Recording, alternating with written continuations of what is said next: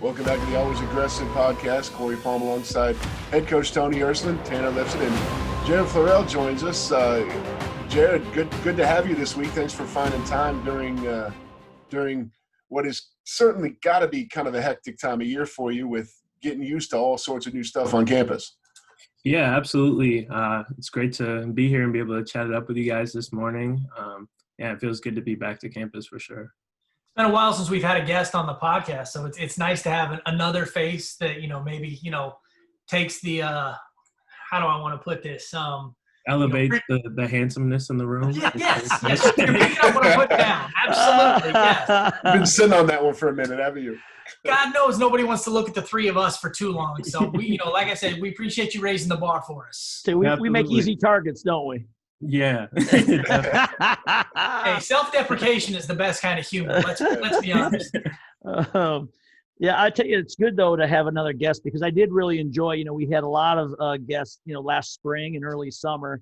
When we had Christian Bruner and Dylan Leidy and some of the guys, the seniors that were leaving us, and I always learn more, right? Like as much as these guys, because you spend a lot of time with them, it's good to kind of, hear their thoughts on a lot of different things because you always learn something.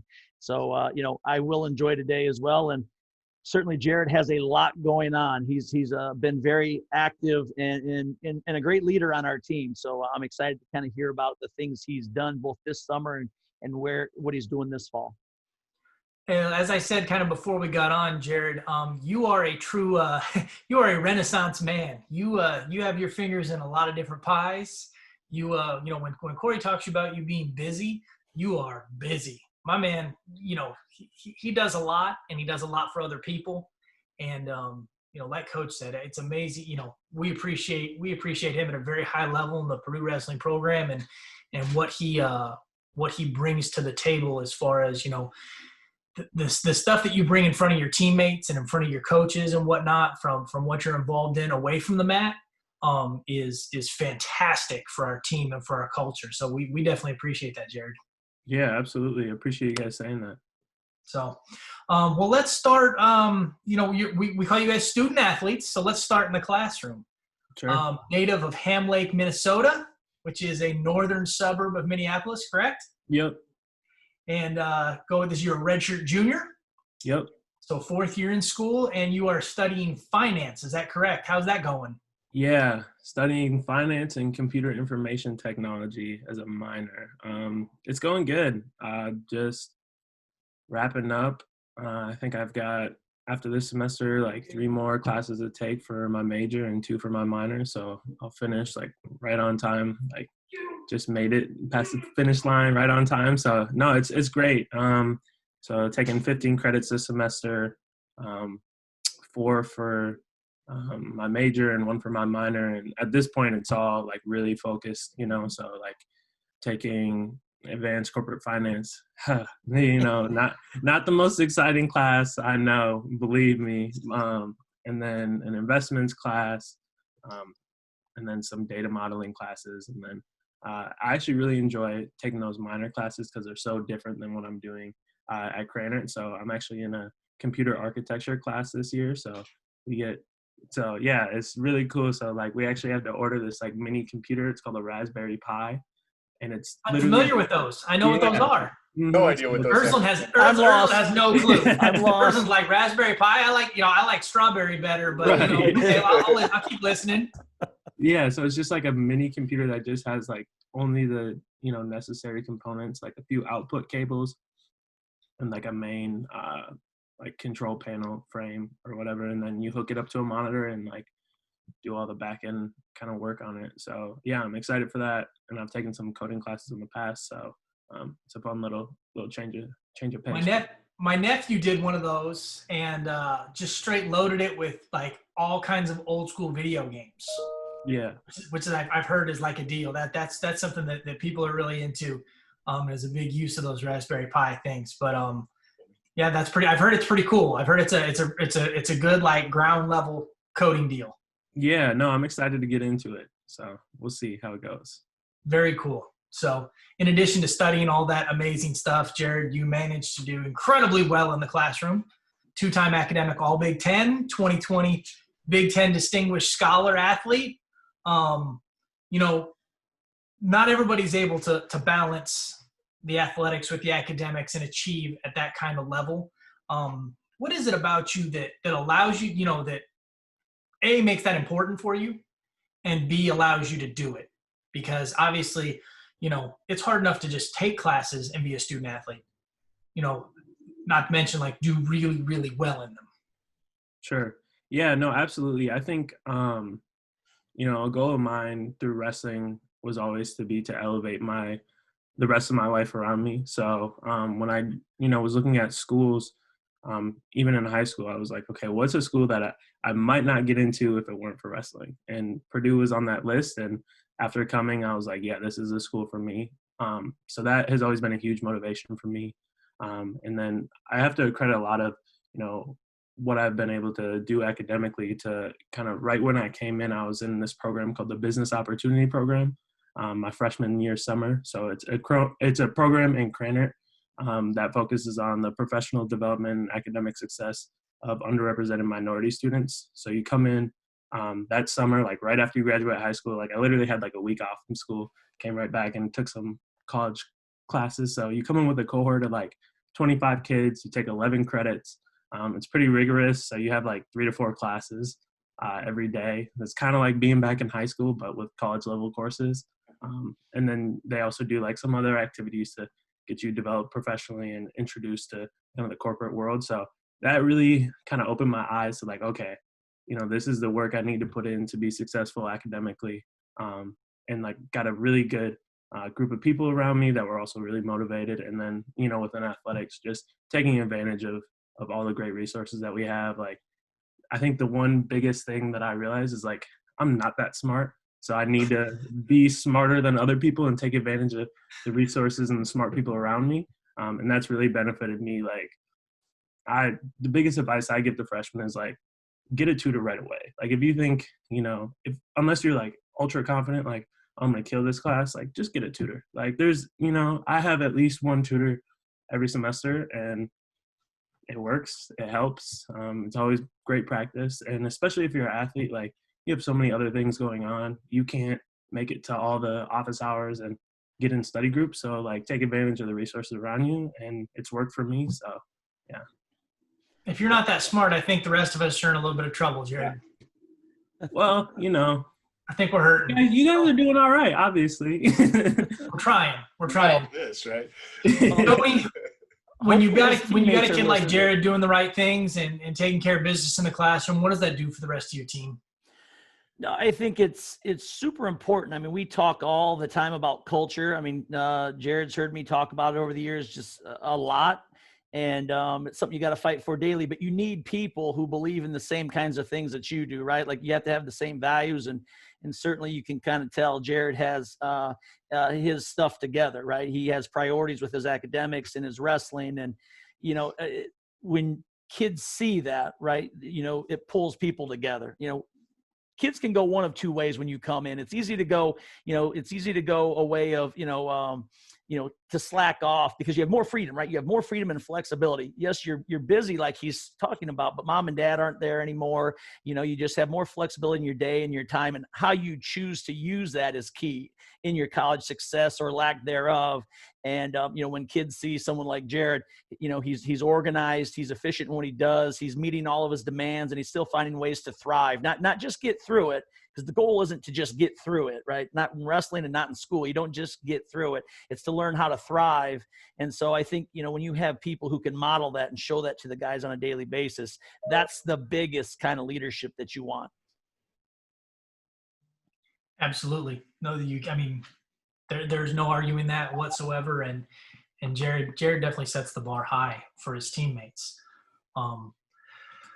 Jared, in addition to, you know, you don't just leave it at the classroom and great grades. You go out there and you've found a way to get involved in a lot of stuff as well. We'll start in one that hits close to the team. You are the president-elect of the Student Athlete Advisory Council. Did I get that right? Advisory Committee, yeah, close enough. Committee, okay, my bad. Okay. What is that? How did you get involved? Like, what does that entail? Yeah, so Student Athlete Advisory Committee, or SAC as it's better known, is a nationally recognized organization at all three levels of the NCAA. So it's a student-led organization specifically for student athletes, and we work as kind of the liaison between our athletic administration, coaches, and the NCAA as a conferencing body.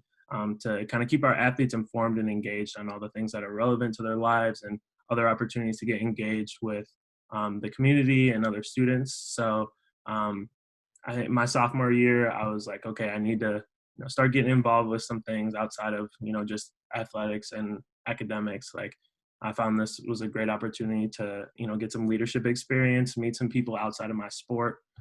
So got involved with it my sophomore year as just kind of the team rep. And had a lot of fun with it.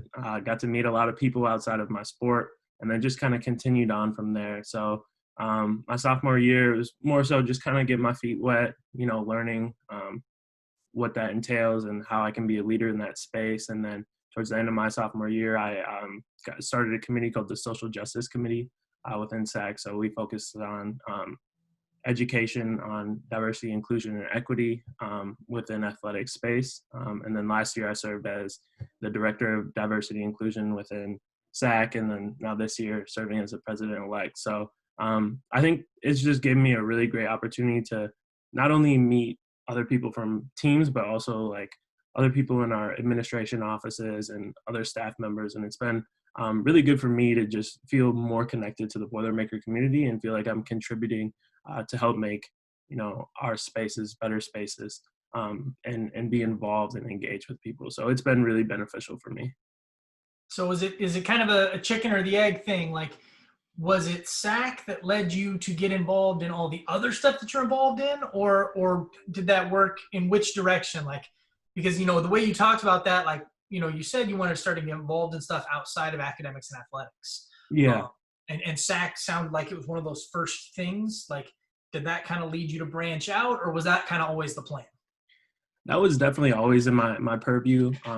In high school, I did something similar with D&I and started a D&I club in my high school. And it's been a passion of mine. So I like to bring that into every space that I'm in, as you guys know. So outside of athletics as well, I'm involved with a student organization called the Society of Minority Managers within Krannert, focused on professional development, underrepresented minority students. So I served as the president of that last year. So I knew I wanted to get involved with student organizations. I needed to meet people. I needed to continue to push myself outside of the classroom. And I knew that was important for my own development. So it was just a really nice fit. It was nice to see like, oh, they already have something real cool set up within athletics that I can, continue to work on my leadership skills and engaging with other people. So I don't know, is there such a thing as like both of them just fell out of the sky at the same time? I don't know. The chicken and the egg? I don't know. I don't know.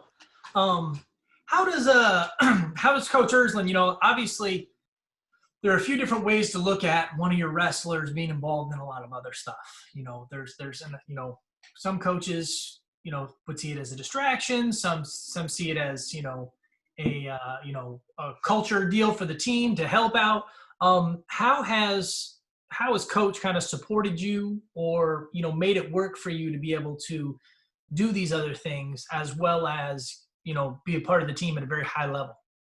Yeah, absolutely. I think Coach has been always really supportive of everything. And you don't have to be nice just because he's No. I'm being honest, because I wouldn't be in the position that I'm in now if I didn't have the support from Coach Ersland.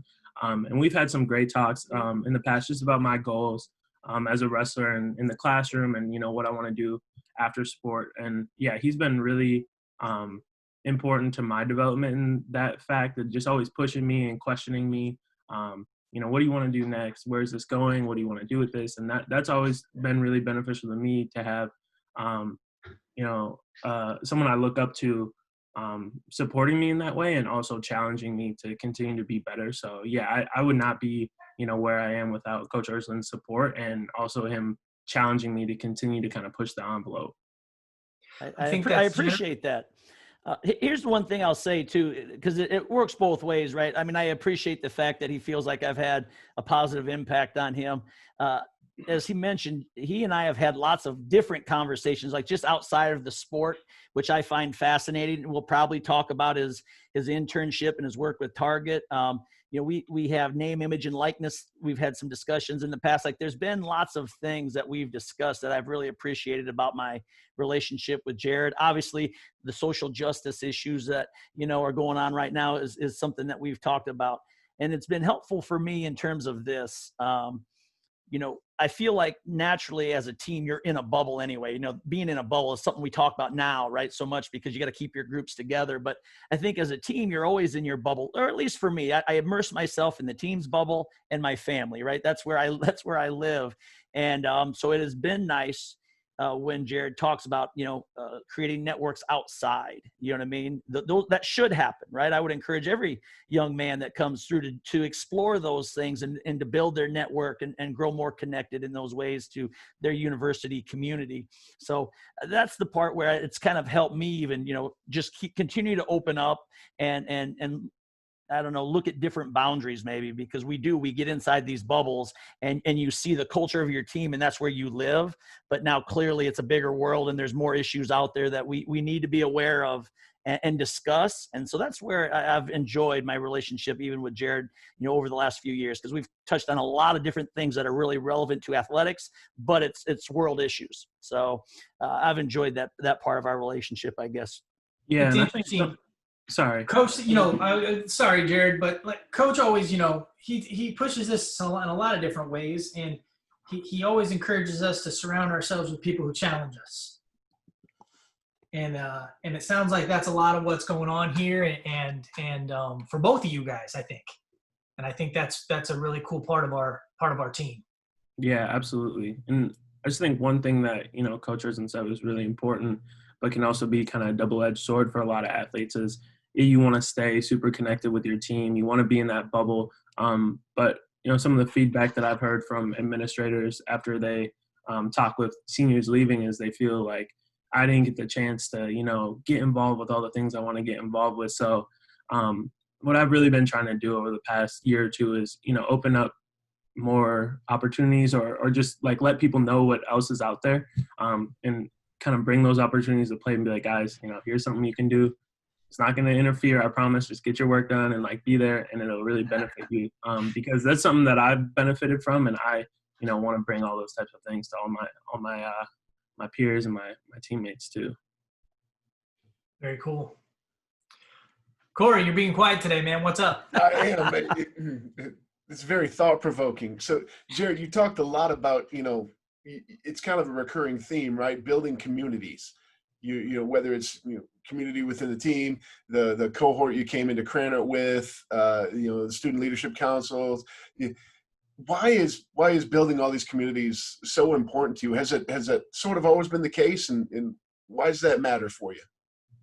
Yeah, I guess it has been always really important to me, and I grew up and went to a pretty small school, so I knew pretty much everyone. So then coming here, I was like, oh, dang, yeah, there's 35,000 students here. I need to find some spaces where I can meet some people and meet some friends. So, yeah, it's just, my way of getting engaged with people around me. I always feel more driven when, I know more people in the room, and I'm always really invested in, my teammates and my peers' success. So for me, it's another motivation tool. Like, how can I be better myself and help elevate the people around me? Because then, you have people to look to when times are getting tough, or you need some type of motivation. And if you see people around you doing really well and pushing themselves, it makes it a lot easier to do that too, and be better for the people around you. Have you seen that really take shape in the room in any tangible way? Oh, absolutely. I think I was talking to Coach Ersland about this recently, but just the development of my teammates over the past 4 years, the guys I came in with, the real ragtag bunch of guys, a funny group. We get called the X-Men at times because we got so many different characters. But yeah, just seeing how that those 13 guys coming in, it's kind of slimmed down to there's 8 or 7 of us now, but, seeing how, we've developed relationships and how we push each other in the room and outside of the room has really helped me to be better. Like, got so many smart guys around me, like Alec White, Max Lyon, obviously, like Parker. So those guys make me want to be better in the classroom because I'm competing with them in the classroom as well. So yeah, it just makes life a lot easier when you've got guys who are competitive, in the classroom and then outside and then on the mat and then with everything else that they're doing. So that's something that I've seen and has helped me a lot, definitely. You bring up that class, Jared, and it's really interesting. You hit it on the head. You guys come from everywhere in that class. You got Indiana guys, Montana guys, Iowa guys, Minnesota guys, California guys. That is quite the bunch in that group.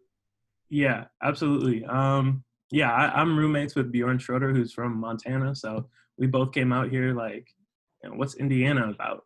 But yeah, no, it's really fun to like just come in with a group like this who's from everywhere. You don't know anyone, and you're kind of like sizing guys up at first freshman year, and then just seeing how your relationships develop to fourth year and being like, these are some of the guys that I would do anything for. I would go to war for, obviously, on the mat, and it's been fun to build that type of thing. And I think Coach Ersland has done a great job of building the culture. So bringing the right guys in and having the right people around me has been super beneficial.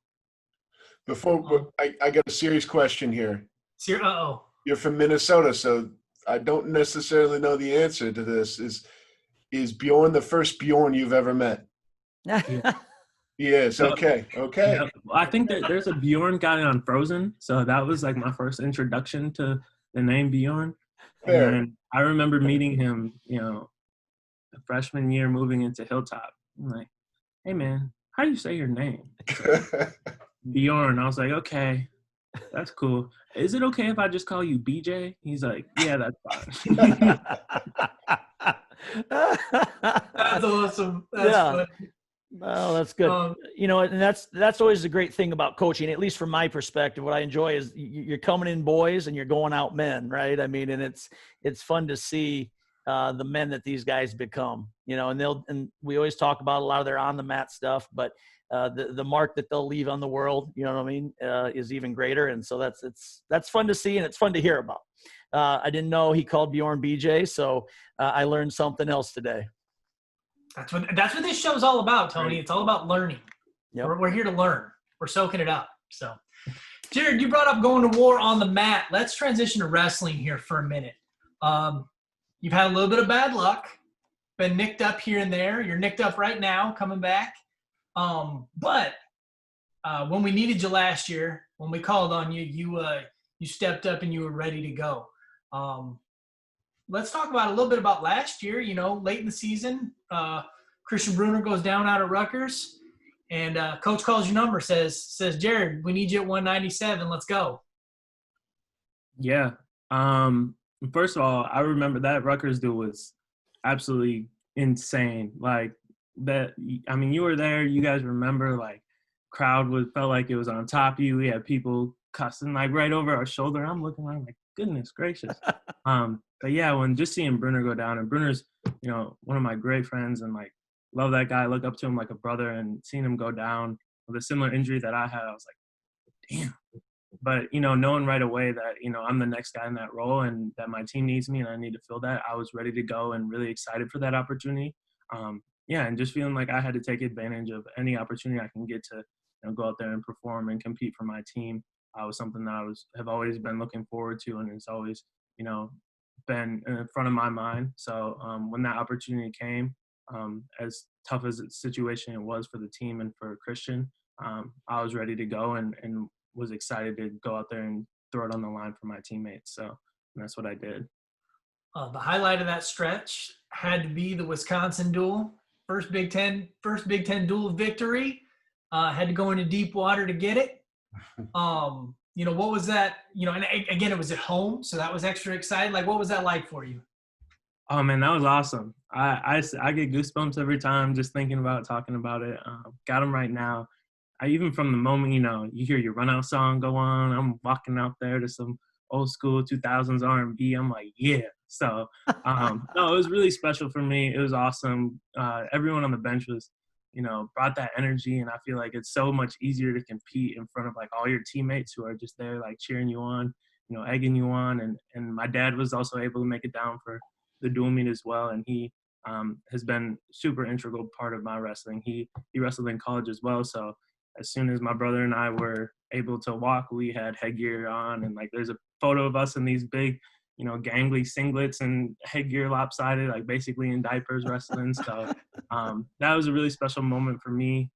Glad I could, go out and get the W and be able to compete in front of, Holloway and the team and my dad. So yeah, that was a really awesome time for me, and it made it even more exciting that I went to OT. So yeah, it's all good stuff. On Coach, national TV, no less. Yeah, I know national TV. Yeah, Big Ten Network on Super Bowl Sunday. Coach, how important is it to have, the next man up to be ready the way Jared was?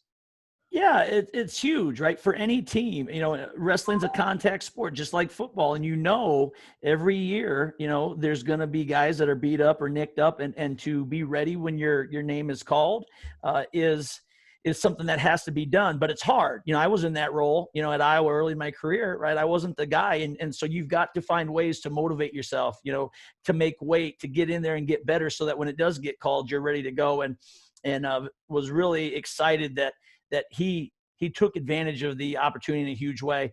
And I even, I look back at the Wisconsin match was a huge win for him, but he was a part of that Illinois dual meet win as well. We got nicked a little bit. We had the only takedown in the match. We got to get off bottom there, right? And as soon as he's back, as soon as he's back, we're going to work on that.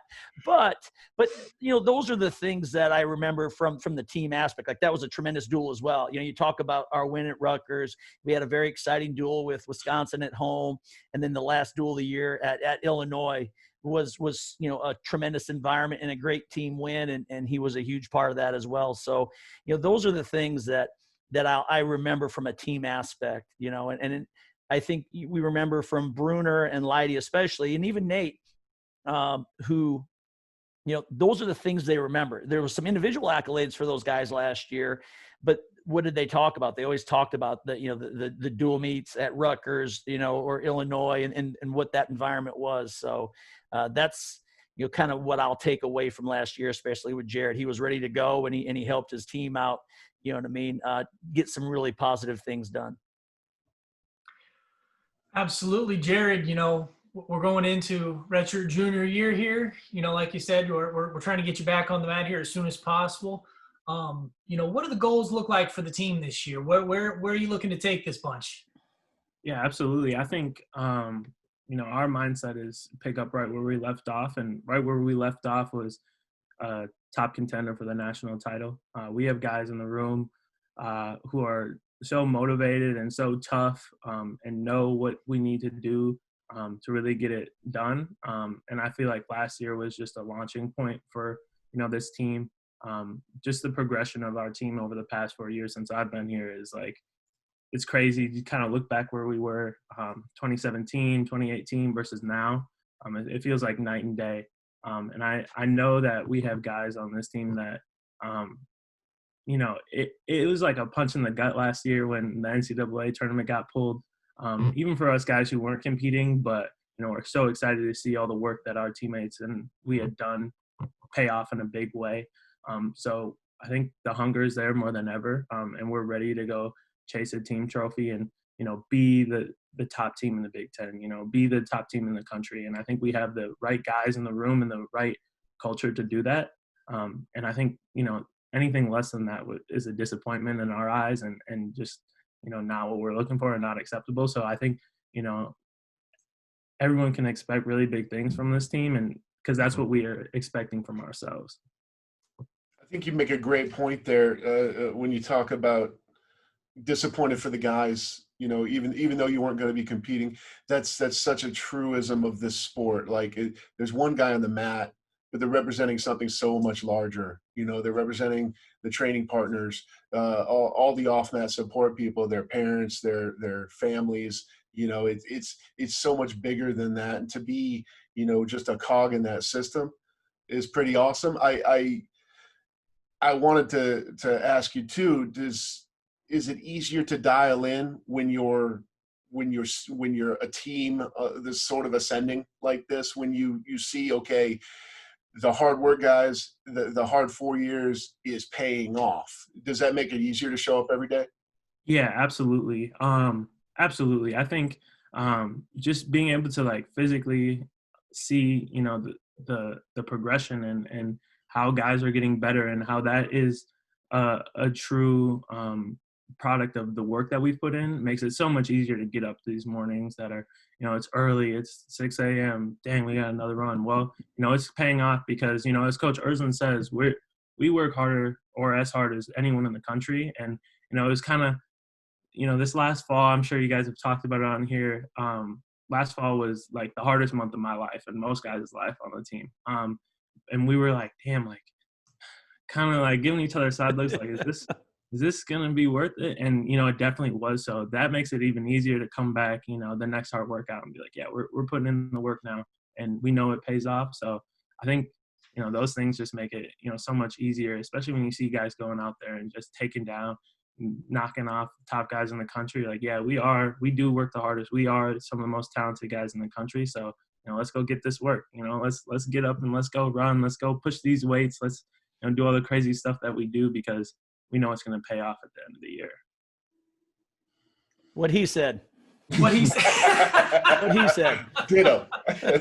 Ditto. Yeah. Coach, it's nice when they make it easy for you, isn't it? Yeah, but he just speaks to what, it makes a coach proud, right? Like guys they're listening, and then they're instituting it themselves. They are, right? I mean, they're helping to lead themselves, and he's talking about the development of the team and where they were and how far they've come and kind of their mindset now. So no, that's awesome. I think when you have that leadership from within and the belief is from within, you're going to do great things, and clearly, I'm listening to him talk, but there's belief in what he says. A lot of people can say a lot of different things, but clearly he believes what he's saying and you can tell. As if we didn't already cover enough with Jared, we're going to go into the magic hat and there is more. Yeah. In addition to your work on the mat, in the classroom, in student committees, you managed to go get a pretty outstanding internship this summer with Target back up in Minnesota. Tell us about what you did this summer. Yeah, absolutely. So was hoping to be in Minnesota this summer, but it was virtually. So I spent most of my summer here in West Lafayette, but I interned with Target within their merchandising and an associate buyer role.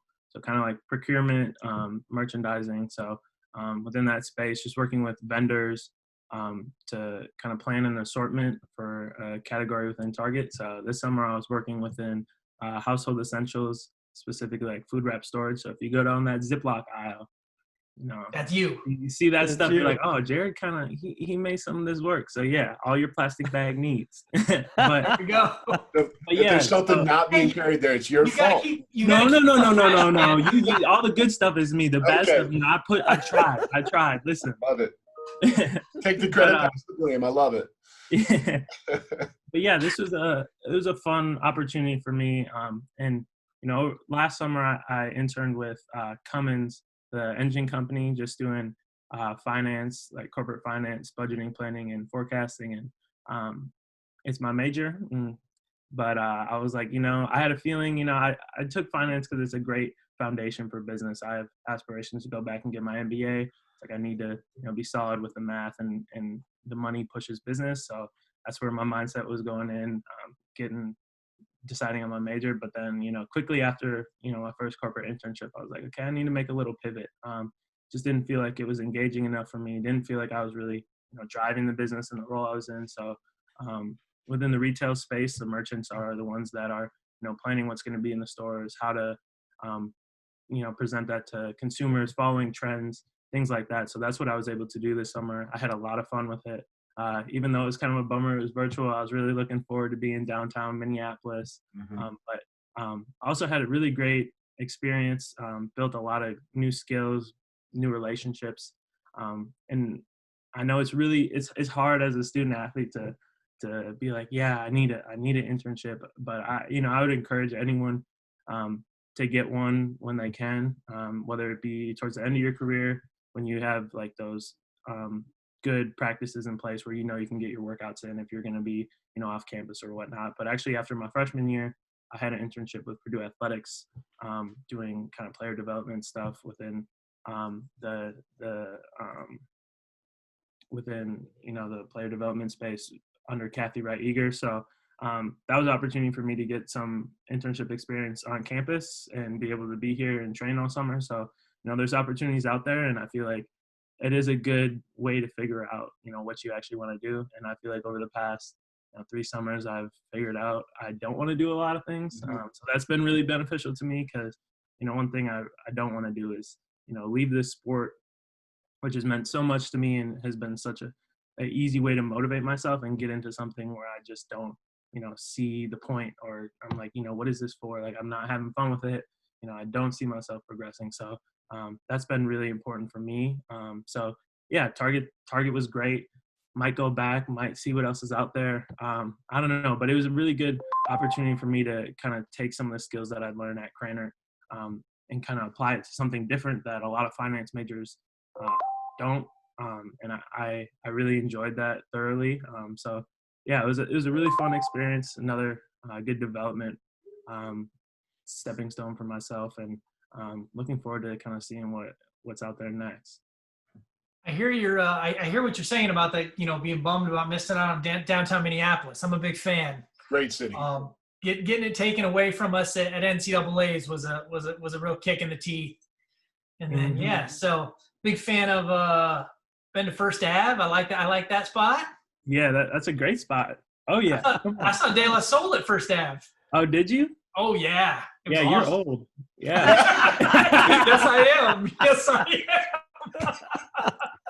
Yes, I am. So, but no, man, that's incredible that you've made time to have some of those experiences, and then taken as much as you have from them. I think that it's very underrated to, everybody doesn't look at it that way, as far as, sometimes you got to learn what you don't want to do.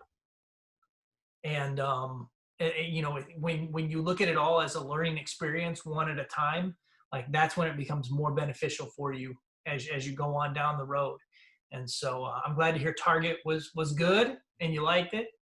And it's well, you didn't get to go home. It smells like home, right? Right. Yeah. And I'm glad to know that you tantalizing. contributed to us keeping everything fresh. Yeah, absolutely. Absolutely. That's huge for everybody. So you can check out the sustainable assortment out there too. They got a lot of good things. If that's on the front of your mind, there's other options out there. But yeah, no, absolutely. Always Next time I'm out shopping, I'm gonna call them while I'm looking at all these different items now, right? I'm gonna. Yeah. Check out the shark skin bags. They're reusable, like beeswax sandwich bag. Mm-hmm. Yeah, that's what's going to happen this weekend. I'm going to be out. The family's going to be out shopping and doing something. I'm gonna have to call Jared and say, okay, give me product review here. Which way do I need to go? Call me at like noon on Sunday. I'm like, what does Coach want? Hello. Hey, I'm at Target. I was like, Oh Lord, that's amazing. Jared, today is a very special day, Coach. Well, I want you to weigh in on this as well. Today's a big day for Purdue. It's a Purdue Day of Giving. Yep. It's a huge fundraising day for athletics.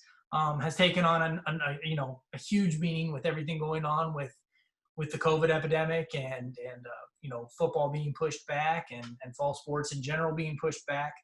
And so everybody's out there doing their part right now.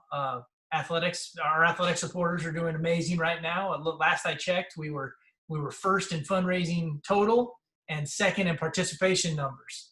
So, I think it's important though when people give and when people look at this to understand kind of what they're giving to, and they are giving to the experience of somebody like Jared and what he's done and what he's doing. And I just think that too much emphasis is placed on filling a stadium on a Saturday in October, and not enough on the young man over here who, is getting his grades and contributing to student organizations and wrestling and getting internships. I mean, we could just keep going. So I think it's, when you're hitting those buttons on your computer, when you're giving those dollars, understand that it's going to other experiences other than just like football or basketball.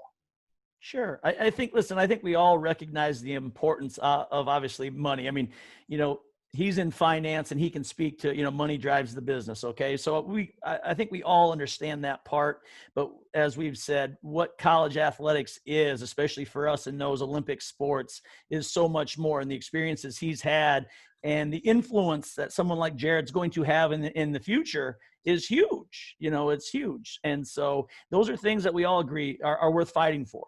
Those are ways that we can impact the world. And so that's what people, you hope, keep in mind, right? It's not just about funding big time athletics. It's about the experiences that these young men have. He's chasing his passion, and he's lucky enough, you've heard, he's going to go chase another passion when he graduates. And that to me is what it's about. If you're fortunate enough to always be chasing your passion, then you're going to have a great life. You know what I mean? I think we all understand you're going to have to work your tail off to do anything significant in life if we just understand that. But that's usually what's great about athletics. Kids understand I'm going to have to work hard for this to have success. So, he's got a leg up on a lot of people, but chase your passion, is a big deal. And the experiences that it gives these kids is really important for everybody to keep in mind. Jared, what do you want to say to the people out there that are thinking about giving their dollars and thinking about, their hard-earned work to make Purdue a better place? Yeah, absolutely. I think if you're really focused on making Purdue a better place, and you want to make sure that your hard-earned money is going to go to good use, there's no better place to put it than athletics. As any fan of Purdue has seen, the progression and development of Purdue athletics over the past 5-10 years has been huge. And just the type of people that Purdue athletics produces, the student athletes that then go out into the workforce, that aren't the Carson Edwards of the world. Let's focus on people like Jacob Morrissey and things like that, like people who are leaving Purdue athletics and going and making their communities a better place and still have a hand in that. They couldn't have those same experiences without the support from donors, and Purdue athletics, as we know, is solely funded. We don't get any money from the university, so the support of our fans and the Boilermaker community is super integral to our experience and how we can continue to go to school, continue to do all the things that I've been able to do. The support of the fans and the donors is ultra important, and not just me, but I think of people who are on the cross country team, the swimming team, the tennis team, all these athletes that people don't see every day on national TV, but trust that these kids are putting in just as much work as the folks that you do see. And, a lot of times those are the first sports to go. It really pains me to see some wrestling programs and other programs getting cut due to, the coronavirus and circumstances that have kind of condensed some of the monetary funds that have come in through that. But a great way to make sure that, you have more great Boilermaker student athletes coming out of Purdue is, to just give what you can. And every dollar is appreciated. And, if you have a lot of dollars, give a lot of dollars, give a lot of dollars or a few dollars a lot of times, because participation is big. And if we as athletics get the most participation, we get extra funding from the university, which would be awesome. But again, every dollar counts. And to the fans out there who are considering donating, please do. It means so much to my experience being able to go to school and do all the things that I do with the financial support that you guys give. Jared, have you considered a career in development? You might want to think about it. You might want to put that on the list of potential. I'll think about it. The JPC is going to hear that because we're going to play it for them later, and we're going to put that out there. Give it to them, and they're going to be appreciative. So I'll thank you on their behalf, because I think everything you said just then is incredibly important and incredibly true. So applause for you, and we appreciate it. So Corey, you got anything else for Jared? Because we've been going for a while now, and this has been incredible. But I don't want to take everybody's full day. Absolutely. I feel blessed that you gave us this time. I know it's not something you have a lot of, and you're doing great things. It's going to be a ton of fun to watch you continue to do great things the next couple of years and for decades beyond. So thanks. Hey, I Thanks do for have one thing though, Tony. boys. Yeah, Yeah, I'm Yeah, sorry because absolutely. I didn't want you to do a whole wrap up, Corey. But you know, I do want to give Jared a couple minutes if he'd like to, just to talk about, you know, with all of the social justice things going on. You know, and I've said, you know, I've put myself in a bubble with the team, right? That's where our folks. And so I guess I would just ask Jared, you know, what are ways that you would say, hey, that we can help? You know what I mean? What are some things that we can do that are constructive, that are actionable? You know, so often I just feel like I'm not sure of what action always to take. What's the best course to help? And so I would just like to hear your thoughts because you're obviously on the Big Ten committee, you know what I mean? You know, against racism and social justice issues. So I would just like to hear your thoughts on that as we wrap up today. You know what That's I mean? another thing about Jared. Appreciate We inadvertently left off because the list is so long and it's easy Yeah, to miss. and I get it. He's got so much going on, but I think obviously with today where we're at and what's going on in the world, I think it can be incredibly helpful. You know, and so I would value maybe your insights or advice that you have there. Yeah, absolutely. As everyone knows, right now there's a big social justice, movement across our country, as well as a lot of division. And I think the most important thing, in my mind, you know, when going through this stage, when people are asking, you know, hey, what can I do to get involved? You know, I don't really even know where to start. I think the most important thing is just start with, you know, educating yourself. So, you know, there's a lot of great readings out there. Read books on people who are in the movement or have been, you know, some revolutionaries like W.E.B. Du Bois, like a whole bunch of people are out there, and people now whose voices are you know, out there and speaking up on the issues that are relevant.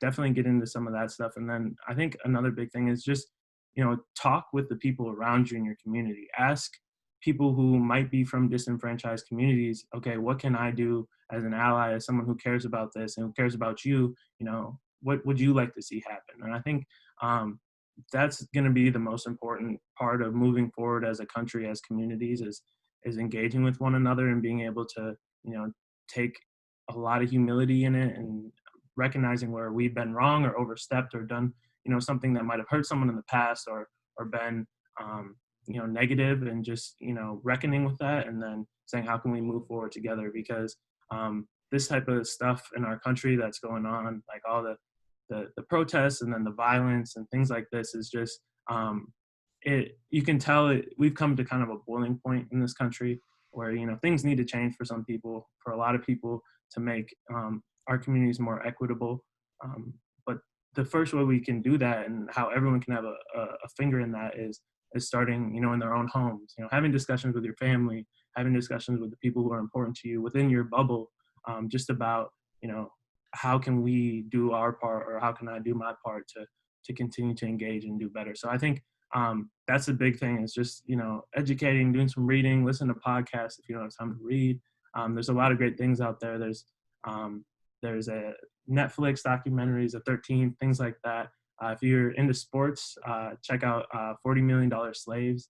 It's a great book just about, you know, the participation of African Americans within the American sports world, and just kind of how that's progressed over the past 200 plus years. But yeah, I think that's the first step, is, you know, educating yourself and then engaging with those around you.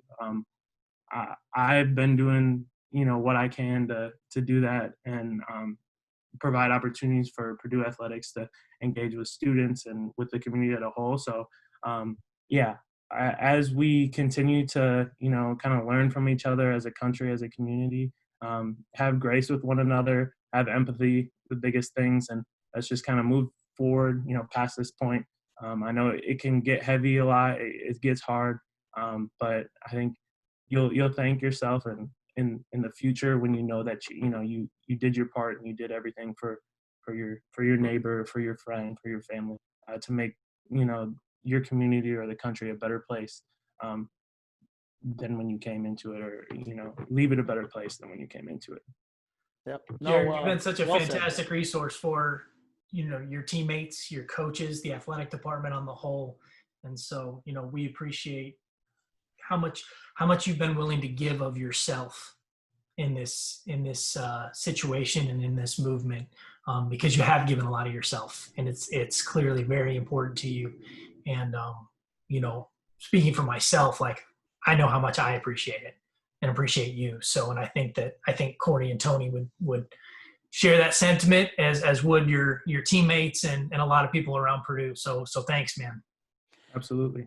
Yeah, bringing people together, right? I mean, that's team. That's what a team is. You got to bring people together, and so it's something I can identify with, right? I mean, that's something actionable we can put into a plan, and I appreciate that, So thank you guys. I know we probably went a little long, but it was great to have Jared on.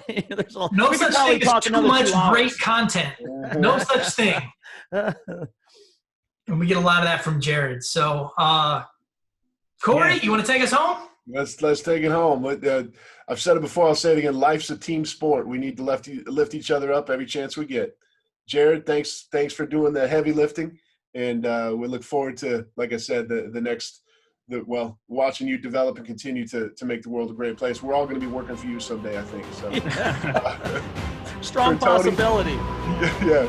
For Tony and Tanner, I'm Corey. We'll see you down the road. Boiler up.